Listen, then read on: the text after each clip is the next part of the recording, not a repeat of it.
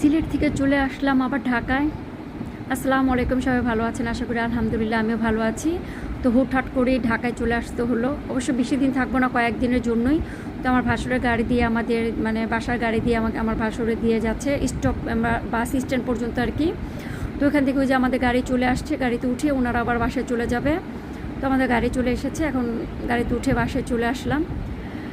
তো সিলেট ছেড়ে আসলাম ঢাকার উদ্দেশ্যে রওনা দিলাম আর কি। তো ঢাকায় চলে এসে আমার রুমে ঢুকে দেখি কি অবস্থা। আমার হাজব্যান্ড কিন্তু আমাকে দিয়ে এক সপ্তাহের জন্য ঢাকায় ছিল। ও সকালে বের হয়ে গেছে, রাত্রে এসে ঘুমিয়েছে, কিন্তু ও তো আর গুছায়নি কিছু। এসে দেখি ঘরের অবস্থা খুবই 12টা বেজে আছে। তো এসেই কাজে লেগে গেলাম, ঘর টর গুছিয়ে মুছামুছি করে সব কিছু ফিটফাট করতে করতে আমার সারা দিন চলে গেল এই আর কি। তো আর আজকে তেমন ভিডিও দিতে পারলাম না, ব্লগও ছাড়তে পারলাম না, কিছুই করতে পারলাম না। তো আজকে সারাদিন ব্যস্ত ছিলাম। তো বেড কভারটা চেঞ্জ করে ফেললাম, সব কিছুই আসলে চেঞ্জ করা হচ্ছে। ঘরে ধুলাবালি সব কিছুই অবস্থা খারাপ। তবে হ্যাঁ, আবার চলে যাব এই সিলেটে 3-4 দিনের মধ্যেই।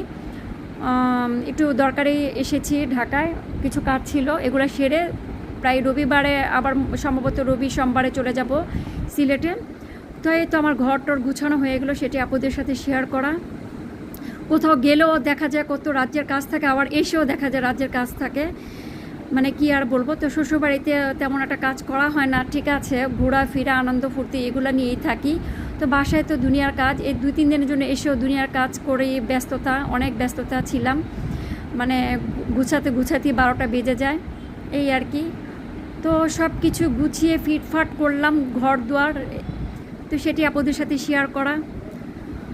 তো সবাই আশা করি ভালো আছেন, আমিও আলহামদুলিল্লাহ ভালো আছি। রাখি, আসসালামু আলাইকুম, আল্লাহ হাফেজ।